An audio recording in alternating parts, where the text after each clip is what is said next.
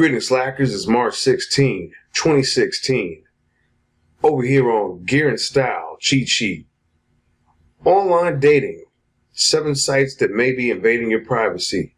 And this is by Jess Boyut. I hope that I pronounced that correctly. Let's dig into this article. While you probably already know that you need to be aware of scammers who take to dating sites and apps to lure unsuspecting victims into financial fraud, you may not be aware that online dating companies themselves don't have the greatest reputation for protecting your privacy. In fact, many popular dating sites and apps have a history of security vulnerabilities and privacy violations, something you might want to be aware of if you're trying to figure out how to make online dating work for you. We've known for years about the privacy compromises you make when you sign up for an online dating site or app. As Rainey Redmond reported for the Electronic Frontier Foundation a few years ago, for instance, your dating profile and photos can hang around on the company's servers for years, even after you cancel your subscription. Depending on your privacy settings, your profile can be indexed by search engines, and services like Google Image Search can connect the photos on your profile with your real identity, as Carnegie Mellon researchers demonstrated. Do any of you folks out there, did you know that? Did you even know that that was possible? Yeah, that's pretty crazy. Moving on here. Dating sites collect data on you, such as your age, interests, ethnicity, religion, and more, and lend or sell it to marketers. And popular dating services rarely prioritize strong privacy practices, which means they're often riddled with vulnerabilities. As Min Pyo Hung of C-Works recently reported for VentureBeat, the top dating apps are just waiting to be hacked. Each app that C-Works analyzed was decompilable, which means that hackers could reverse engineer and compromise the app. None had protections to prevent or delay unauthorized decompiling. None had obfuscated their source code, which means hackers could access sensitive data, and one wasn't even using secure communication, which would make it easy for hackers to intercept data being exchanged between the app and the server. Convinced that the security and privacy of your online dating service is worth a second look, here's how 7 popular dating sites and apps have violated users' privacy over the years. So I'll read through a couple of these and I'll leave the rest for you to look at. As always, the link will be down below in the description box. But these are some things to think about if you're going to be out here using these sites. And anyone who's been the victim or had, let's just say, a privacy situation before, it will be all too familiar with some of these vulnerabilities as I go through them. Tinder is a fun dating service for the smartphone generation, but its integration with Facebook can compromise the privacy of an activity that most people don't want their Facebook friends snooping on. Users who want to keep their Tinder hookup separate from what they do on Facebook are left with limited options for minimizing the connection. Since logging into Tinder with Facebook, that means that your Tinder matches can easily find you on Facebook. The social network can broadcast that you're using Tinder, and the dating app can set you up with Facebook friends. That is not cool at all. And, that just goes to show you with this social media and what's called social integration with a lot of these websites that use social logins from Facebook or Twitter or whatnot. You could be compromising your security and making yourself vulnerable. I mean, everybody's a little different, and everybody should have the expectation of some privacy. You wouldn't want your friends knowing all of your interests and so forth, but these are the types of vulnerabilities that will continue to increase as more of this integration occurs. But I digress. Going back to the article here, it says, as Katie Nibbs reports for the Daily Dot, there are a few precautions you can take and privacy settings you can change to preserve the confidentiality of your Tinder usage. Some users have held out on making a Tinder account until the company decides to enable users to sign up without sharing their Facebook logins, though you may end up waiting a while for that kind of privacy-minded option. An alternative is to create a Facebook account just for your Tinder use. That, to me, sounds like an opportunity that they're missing out on. And for those of you who were smart enough to not sign up until they do, congrats to you.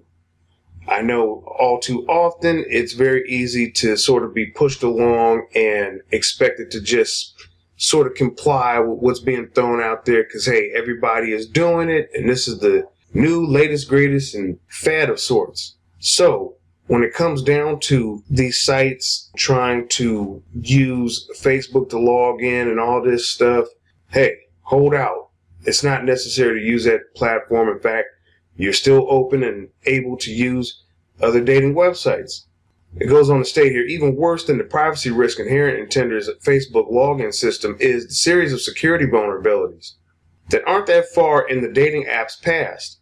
As Anthony Wing Cosner reported for Forbes in 2014, the feature that enables users to find potential matches nearby also put them at risk of stalking. Location data for matched users within a 25-mile radius was delivered directly to users' phones, and it's accurate within 100 feet or less. And researchers found that anyone with rudimentary programming skills could get the exact latitude and longitude for any Tinder user. The company fixed the vulnerability, which would have been a good thing, except that the fix created another vulnerability by replacing the latitude and longitude coordinates with precise measurements in miles to 15 decimal places. With some basic triangulation and 3 dummy accounts, a stalker could figure out exactly where a user is. For users of Tinder and other location-based apps, the lesson is that you shouldn't take an app's word for it and that your location is actually secure. Agreed. Number 2, Grindr. Tinder isn't the only dating app that's violated the privacy of its users who trusted the company with their location data. Grindr, which calls itself the world's largest gay social network app, has come under fire for enabling users to be tracked closely, since Grindr tells you the location of other users in your area. As Kat Callahan and Chris Mills reported for Jezebel, that might not sound so scary on its own, but users can trick the app into thinking that they're somewhere they're not. If you do that a few times in quick succession, you'll be able to get the distance of each individual from 3 different points, and you'll be able to triangulate the precise location of each individual Grindr user. There's a major security flaw that should have the company worried, but Grindr didn't react as you might expect. The team refused to make any commit outside of the several blog posts it wrote on the topic of security, saying that the app's geolocation technology is the best way for users to meet up simply and efficiently, and as such, we do not view this as a security flaw.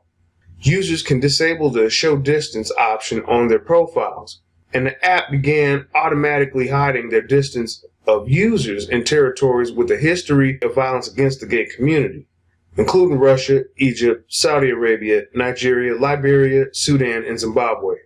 But Dan Goodwin reported for Ars Technica that automatically disabling the distance function doesn't actually solve the problem. Grindr could implement protections that stop users from changing their own location repeatedly, or introduce some rounding error to make other users' locations less precise. As it is, security researchers could track where volunteer users went to work, what gyms they exercised at, where they slept that night, and other places that they frequented. Because users often share personal details that link their social media account with their profiles, they could correlate users' profiles with the real identities. The privacy implications are obvious and are something that Grindr should take more seriously, especially because of the continuing frequency of attacks on LGBT individuals. 3. Zoosk. Luckily, not every privacy violation on the part of a dating app or a website will leave your location vulnerable to stalkers, but it's probably not much better that some online dating companies have some pretty deceptive and unethical practices when it comes to getting new users to sign up for their services via popular social networks like Facebook. A CBC report about a married woman who found that Zeus created a profile for her when she clicked on a Facebook ad made the rounds online, gathering sympathy from other users who were similarly duped and then had explaining to do when their significant others discovered that they'd accidentally signed up for a dating service. I can only imagine the arguments that must have caused. And possibly, divorces and all that stuff goes on here. Thanks to the authentication protocol that enables Zeus to pull information from users' Facebook profiles, the dating site used her Facebook profile photo, her name, and her zip code on her profile. The Facebook login is intended to make it easier for users to log into the dating service without having to remember another password. However, the login also made it easy for countless users to click and add or take a quiz. An IQ test was cited by several users and inadvertently created a profile on the dating site, which they'd only realized when they were bombarded with messages from matches. Zeus denied creating profiles without users' permission and explained that users have to explicitly grant permission for Zeus to use their data during the sign-up process. The problem is that it turned out to be pretty easy for users to grant permission to access their data and create a profile without knowing what they were authorizing. Users have also found it difficult to conceal their accounts on Zeus, which just adds to the frustration and sense of violation. 4 is OkCupid. 5 is Positive Singles. 6 is Plenty of Fish. 7 is Match.com. And this is a long article, but you'll want to read through it so you can learn about some of the vulnerabilities that could possibly happen in using some of these dating sites and dating apps. Right now, online dating is all the rage, and you have a lot of people who are just getting into the waters. If you're new to this, you might just be getting in, and so these are things to think about as you create profiles, add pictures, turn on geolocation tracking and so forth. Because, for instance, I use Plenty of Fish, and sometimes when I log in, it'll ask me to better serve you matches based on your area. Would you like to turn on your location, which is enabling the GPS location data? I never do. I turn that off. I don't really need to find singles who are that close to me or people. If I were interested in that, then I'm pretty sure I could just go out to the local mall or hangout places and meet someone just as well. In using these dating websites, again, I often will promote Craigslist personals. That's just a favorite of mine because you can meet real people off of there, and you really don't have all the privacy concerns because there's a little bit of anonymity to it. You just basically create a personal ad, give it a nice headline, add a couple of pictures, put some text in the body, and whoever wants to come along and respond to it can. And if you wish to provide them with that data, then by all means you can, but it's not required, it's not necessary, it's not encouraged. So again, these are just things that you'll want to think about as you get out here using these dating websites. But anyways, there was just a story that I had did a few weeks ago about this guy who was down in, I believe it was Santa Ana, California. And so what he did is he would look at places where people checked in, and based off of that information, which is gathered from Facebook, he would gather the geolocation data off of the EXIF data that is embedded in the pictures that they were taking.